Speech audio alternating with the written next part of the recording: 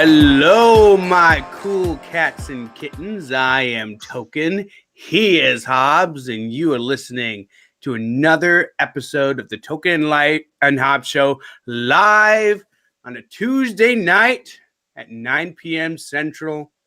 We're here to talk liberty. We're here to talk culture and norms. We're here to denounce whiteness and all the peskiness that comes with it. I hope you guys are in for a fantastic show. How are you doing, my man Hobbs? Oh God, it's a busy day, and there is so much in the news. There is so much. I figured I'd start the evening off talking about a little bit of exciting news. We finally know what Hillary Clinton's next career step is, and I think it's just fantastic.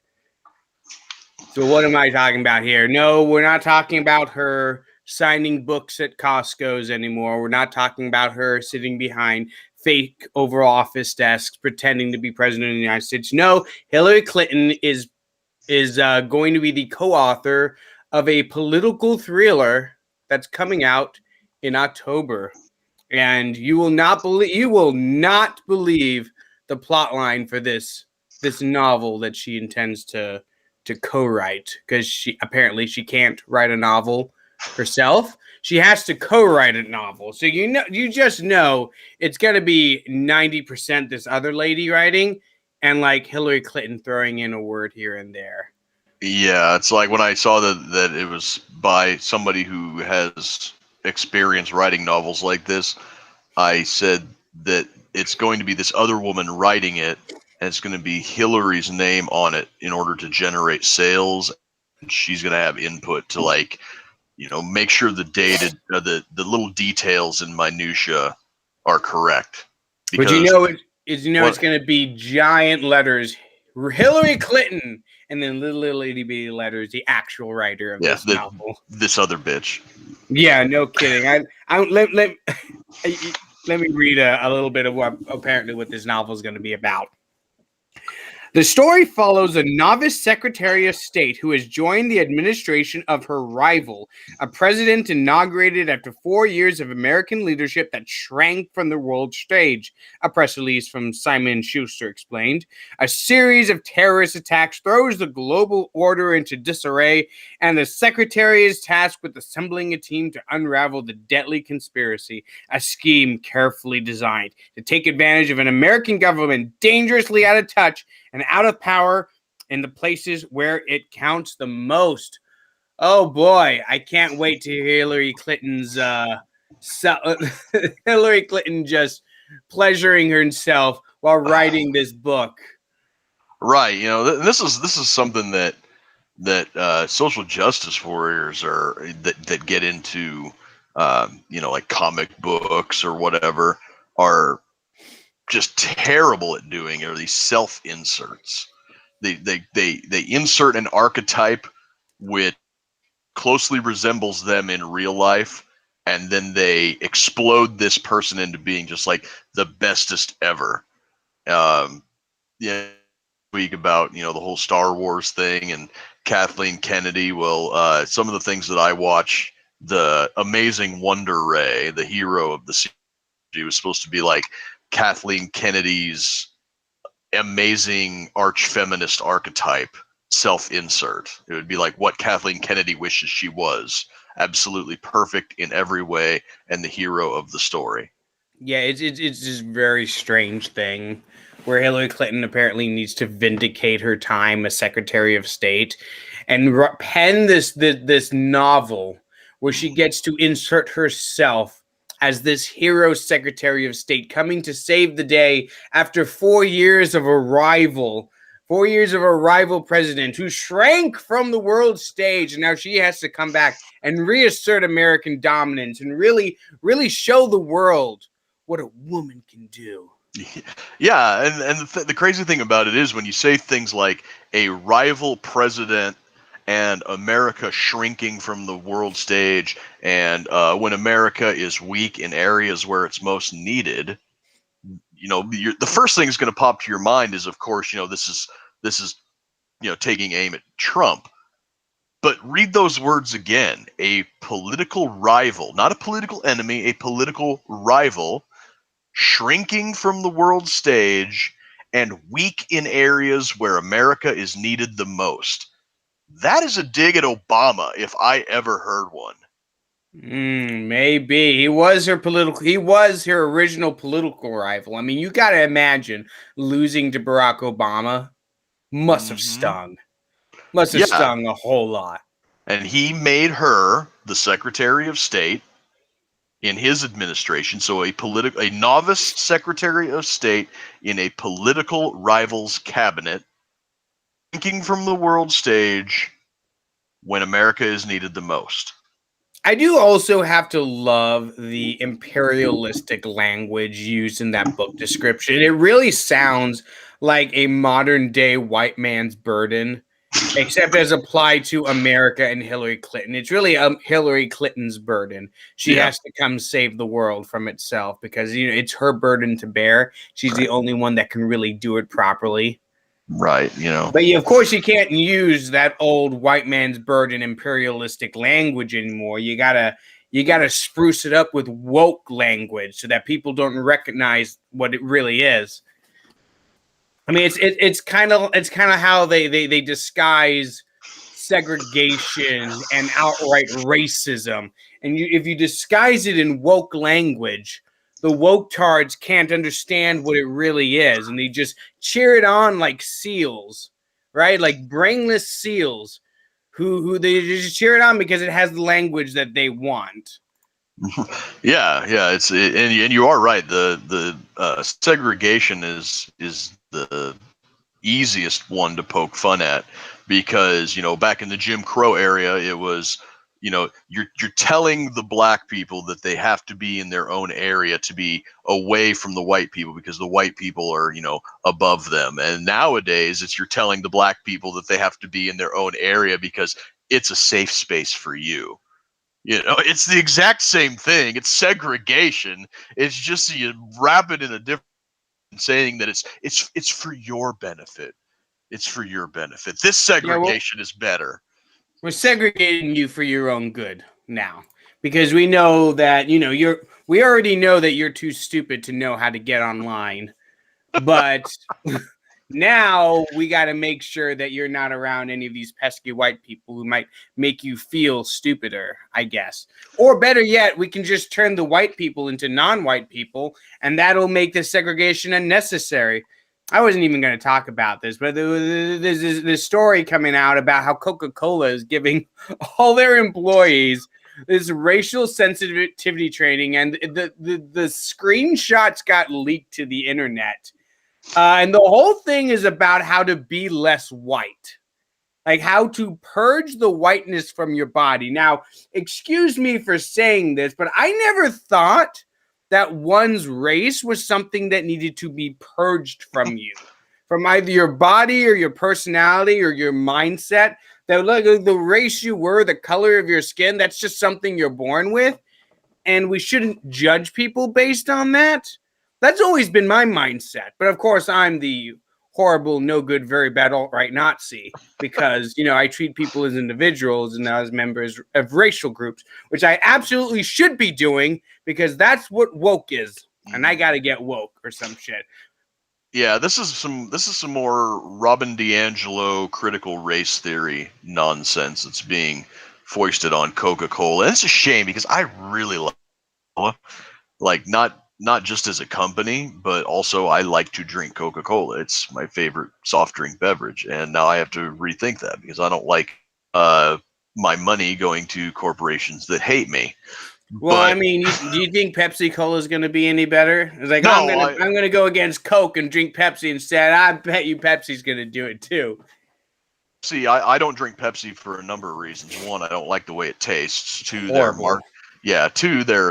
marketing, their advertising, their whole like brand identity is like that. I mean, they were that woke, edgy remember they were like Generation Next, and Coca-Cola was always branded as the Classic. The classic, the conservative, the old timey America, and Pepsi was always branded as like the edgy, new, whatever, and that was kind of their dichotomy back and forth. Was Pepsi's for the edgy young kids, Coke is for the nostalgic old folks, and that was sort of their brand. Now Pepsi, other than being just insufferably woke already with their marketing as far back as I can remember, and tasting like garbage, they use aborted fetal cells in their flavor enhancer testing. So that's so you're telling me it's the official soft drink of Hillary Clinton?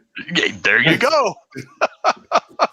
So yeah, so there's a whole nother can of worms, and I see Ben just down there in the comments said time for RC Coil Crown needs to make a comeback. Absolutely. Let me go over some of the things that apparently were in this slide. One of these slides, the very top goes, to be less white is to. Now, first of all, isn't it odd that you would attribute certain characteristics to someone's skin color? That seems a little odd to me. But that's just wokenism. I need to get with the program. To be less white is to be less oppressive, be less arrogant. Now remember, this is all coming from a white woman who created all this. All right. Be less certain. So if you want to be less white and therefore be less oppressive, you have to be less certain, which means essentially that you need to just allow whatever nonsense Robin DiAngelo is preaching to seep into your head. It's a nice little racket she's got going on, isn't it? Exactly. Like when doubt enters your mind as to the validity of what she's saying, she's just, well, that's just your whiteness. To be less white, you need to be less certain. Like, oh, well, thank you. Let me just cast into doubt basic logic so that I can better absorb the propaganda that you are spewing out to me. But it's to be less defensive. Oh, so when you're being called a racist and you're saying, well, I'm not a racist, that's you being defensive, which is you being white, which is you being a racist. Right. So how very Kafkaesque of her. Yeah, it's very interesting. What else we got here? Be less ignorant. Okay. So you're applying ignorance to be a white trait. Is that what we're saying here? Which is funny because Joe Biden just the other day was telling everybody that Black and Hispanic people are too stupid to use the internet. I know, and if you remember last year sometime, the Smithsonian had the white traits or whatever that they put up on that display, and it was like the scientific method and objectivity and everything were somehow traits of cultural whiteness. So to ascribe ignorance to whiteness now, and while also ascribing the scientific method and objectivity to whiteness, at this point you're just like, you guys are just making it up as you go along. Well, that was all before the whole COVID things popped up and we all had to start following the science. But you know how that goes. Ridiculous. It's to be less white is to be more humble. It's to listen. It's to believe. Also, now we're back at the listen and believe thing again. Believe. Yeah, but just like whenever you're tempted to raise your hand and go, I don't agree with this stuff. Well, that's just your white racism coming out.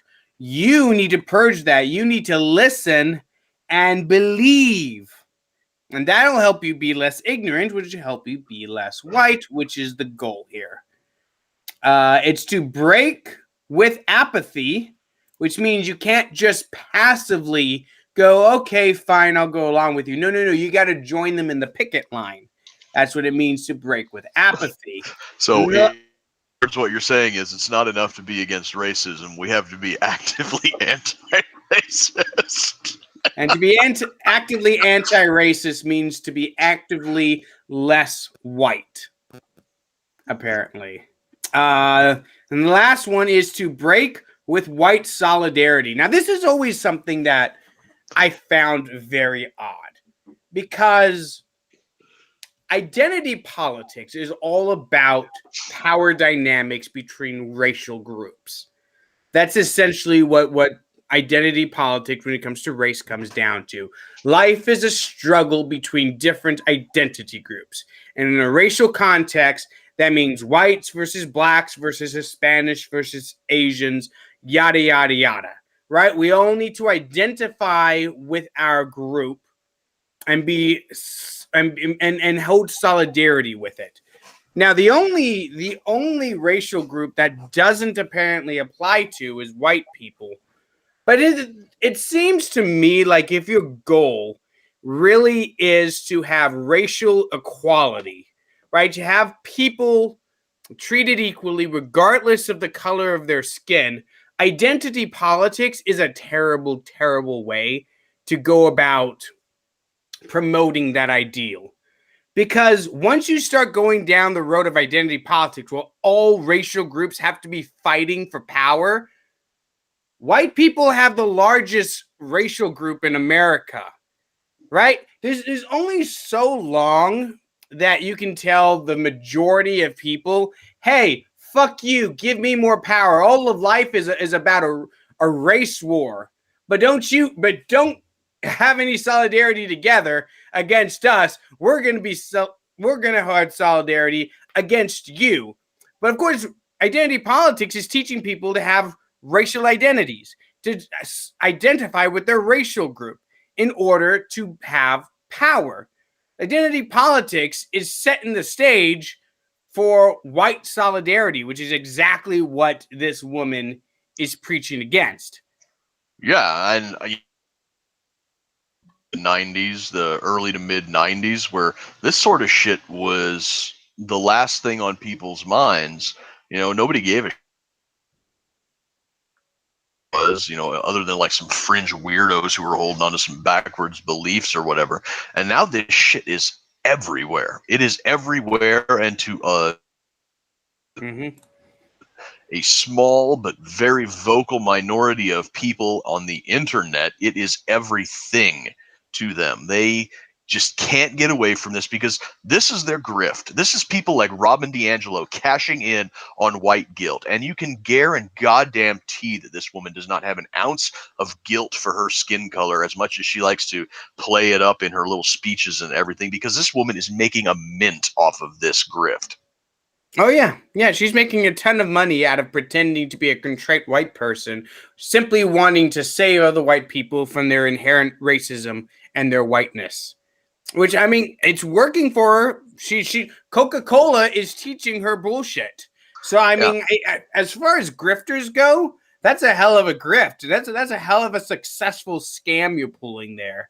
Yeah, so I guess I gotta respect the grift in some way. That's hell of impressive.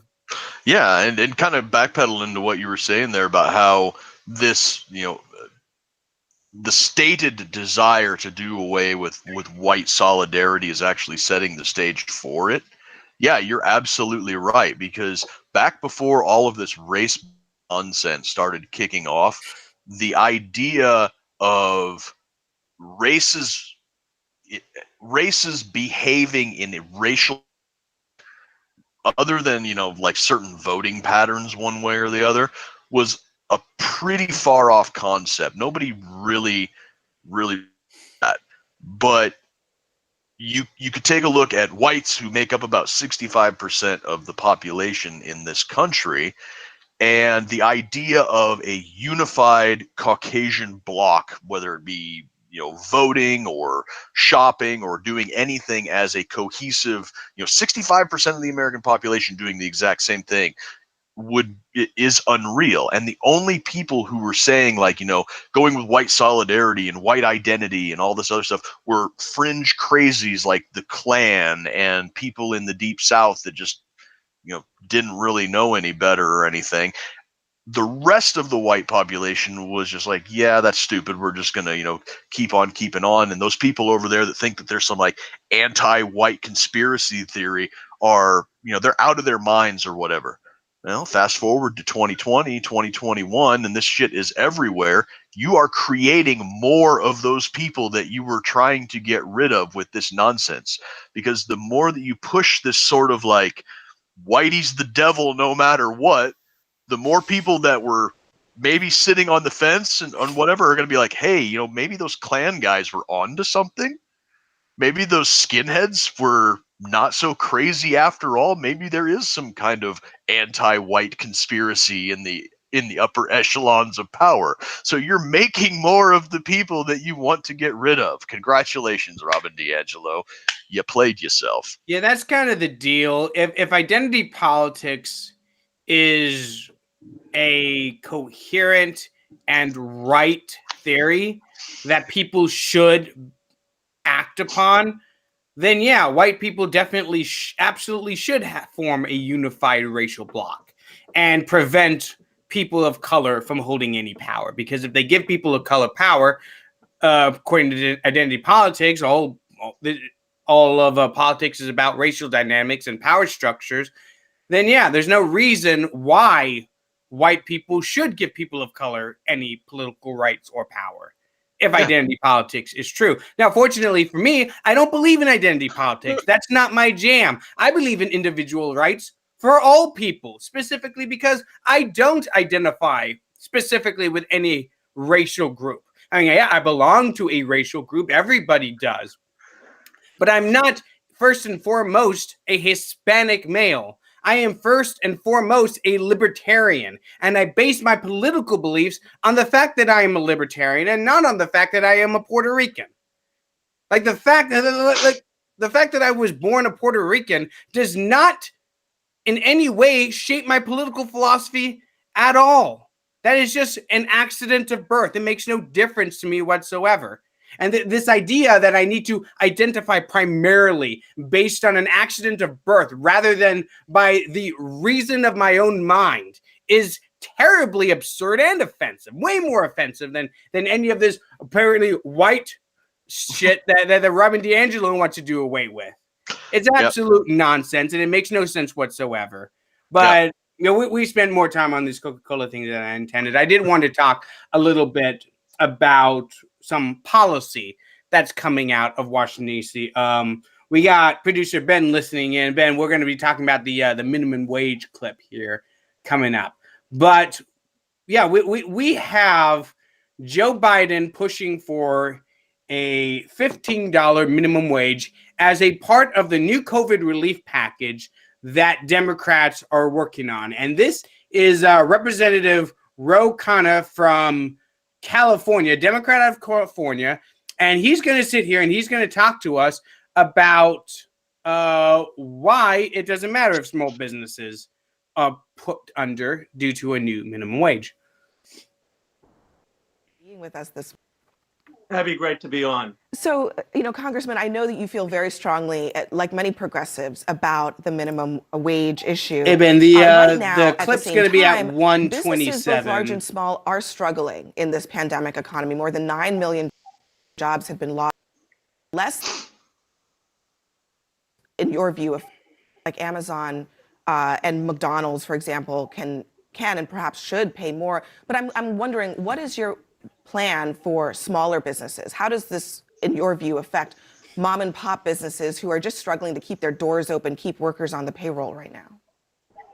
Well, they shouldn't be doing it by paying people low wages. We don't want low wage businesses. I think most successful small businesses can pay a fair wage. If you look at the minimum wage, it increased with worker productivity until 1968, and that relationship was severed. If workers were actually getting paid for the value they were creating, it would be up to $23. So I love small businesses. I'm all for it. But I don't want small businesses that are underpaying employees. It's fair for people to be making what they're producing. And I think $15 is very reasonable. Okay, let's talk about why this is on another issue and utter bullshit right now.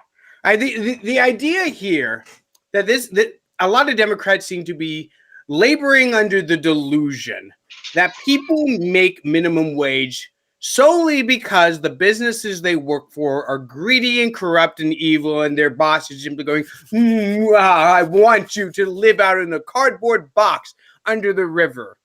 That's not the reality that we live in. Most businesses that pay minimum wage do not pay minimum wage because they hate their employees, right? They pay it because they can't afford better. And most workers who make minimum wage don't make minimum wage because they want to make the lowest amount of money possible. They make minimum wage because they can't find a job that pays them better. Now, here comes this Representative Khanna going, well, we don't want those businesses. We don't want businesses to exist who pay less than what arbitrary dollar amount that he has decided is fair. Right? Now, it bears reminding that in California, a $15 minimum wage would not do jack shit to actually make it affordable to live in California. And that's the place this guy is representing. He's representing California. So why just 15? Why doesn't he just raise his minimum wage to 23? Why not to 50? Right? California can do that. Why are they pushing a national $15 minimum wage? It makes no sense when they can control for their own minimum wage as opposed to enforcing their idea upon the rest of the country. But I digress. Back to the original point. What's going to happen when you raise a minimum wage that you fully acknowledge a lot of small businesses can't pay? It doesn't make those businesses magically capable of paying your arbitrary dollar amount. A lot of those businesses are simply going to be incapable of doing that. And when that happens, they close down. And what does that happen for all those minimum wage workers who are working those jobs in the first place because they couldn't find better paying jobs? When new jobs pop out of the air that just magically appear because you raise the minimum wage? No, you just reduce the number of jobs that are available to people.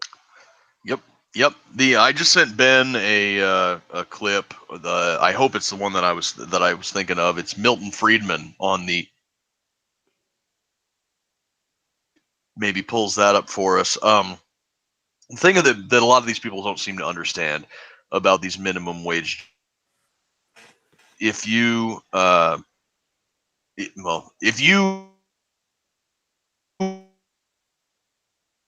wage suddenly jumps up to $15 an hour. If you, as an employee, do not generate at least $15.01 per hour for the company, then you are at a loss. And pretty soon you're going to be making the real minimum wage, which is zero, which is unemployment. Because if you cannot bring value to the company, then they can't afford to keep their doors open. And if they can't keep their doors open, then you're out of a job, period. Let's see what Friedman has to say. Because the fact is that the programs that are labeled as being for the poor, for the needy, almost always have effects exactly the opposite of those which their well-intentioned sponsors intend them to have. As an example, what are you referring to? Let me give you a very simple example. Take the minimum wage law. It's well-meaning sponsors. There are always, in these cases, two groups of sponsors. There are the well-meaning sponsors, and there are the special interests who are using the well-meaning sponsors as front men. You almost always, when you have bad programs, have an unholy coalition of the do-gooders on the one hand and the special interests on the other. The minimum wage law is as clear a case as you could want. The special interests are, of course, the trade unions, the monopolistic craft trade unions in particular. The do-gooders believe that by passing a law saying that nobody shall get less than $2 an hour or $2.50 an hour or whatever the minimum wage is, you are helping poor people who need the money. You are doing nothing of the kind. What you are doing is to assure that people whose skills are not sufficient to justify that kind of a wage will be unemployed. It is no act. The great Milton Friedman, everybody. And that's under normal circumstances, mind you. Remember that we've been under COVID restrictions for a year now. Now, in some places, that means a lot more than others. Here in Nebraska, we have an unemployment rate of around 3%. right? Not bad at all. If you're in Nebraska and you want to find a job, you can still do that. You can still work. I can go out to a restaurant and dine inside anytime I want right now. There's like no restaurants that are still closed or hardly any, right? Most places are open. Most places are serving indoors. A lot of places don't even have restrictions on the number of people that can be indoors, right? No, like the unemployment in Nebraska is not a big problem right now. But you go somewhere like New York or California, they're huge problems because they've been under COVID restrictions. Small businesses in those states have already permanently shut down by the thousands, permanently, never to come back. There is a huge problem of redistributing wealth away from small businesses up to the mega corporations like the Walmarts and the Amazons of the world that have stayed open this whole time with no restrictions whatsoever placed upon them. They're the only ones getting business nationwide. These small mom and pop stores in California, New York already are barely staying afloat, and you want to thrust upon them this? You want to kick them while they're down? Of course, Amazon and Walmart and Target, places like these, they don't mind a $15 minimum wage. In fact, they probably prefer to have it. Why? Because they can afford it, and their competition cannot. Yep, it crowds out the competition. Excuse me. Milton Friedman said about trade unions being the special interests. Well, in our case today, it's the big corporations, the Amazons, the Walmarts, etc.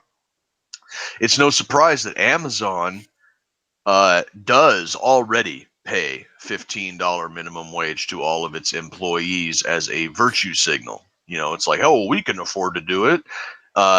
Walmart pays pretty good wages for something as simple as a cashier or a stock boy because they can afford it. Poor performing stores in a poor part of the country are essentially subsidized by high traffic stores in high income parts of the country because they have that humongous network that's able to keep places afloat. And sometimes those high pricing store or high earning stores will dip down, and the low earning store boom, and that's just how the game is played. But when you have these companies like Walmart and Amazon that are actively lobbying for the $1 an hour minimum wage, you really have to ask yourself why would a for-profit company be interested in on its face, why would they be interested in taking a hit to their bottom line? Well, the answer is because in the long run, once all of their competition is crowded out, their bottom line actually increases, even with a $15 an hour minimum wage. So whenever you see these companies doing something that appears to be against their best interests, you have to dig a little bit below the surface and figure out why. It's not out of the goodness of their heart. Yeah, and a lot of this sort of stuff really comes down to economic illiteracy. Like, these people honestly believe that there's no negative repercussions to just raising the minimum wage infinitely. Like, honestly, ask them, like, okay, where is the point in time where the minimum wage is detrimental? And they'll be like, it doesn't exist. We just say 15 because that's the easiest place to start, but there really is no limit. Right? That's number one. Number two, it's all about just making themselves feel better. They don't want they don't want to be told, yeah, this is actually hurting poor people. That's counterintuitive to their way of thinking. They want to feel good. They want to have that adrenaline rush that comes with helping people. And they think they're helping people by raising the minimum wage. And not only that, they get to feel virtuous and better than you. Like, I am the good person. I want people to not live in poverty. I want people to be able to afford housing and blah, blah, blah, blah, blah, blah, blah. And they tell themselves that raising the minimum wage is the way to do that. And by opposing it, me and you, Hobbs, are terrible people. And they get to feel like they're better than us for having the virtuous position. But in reality, they'll take us all right to hell because their virtuous positions are really hurting the very people they're trying to save. But, it's all well and good because they come into the rescue with welfare. Right on top of that, putting even a bigger burden on those who are actually capable of keeping a job. Yep. Thing is a shotgun blast to the floor of the boat and of small businesses, and the $15 an hour minimum wage is like tossing them an anvil from the dock. Absolutely. And it amazes me the cavalier attitude that this representative has towards small business. Speaking of cavalier attitudes, did you see any of Joe Biden's CNN town hall that happened last week? I heard some of it.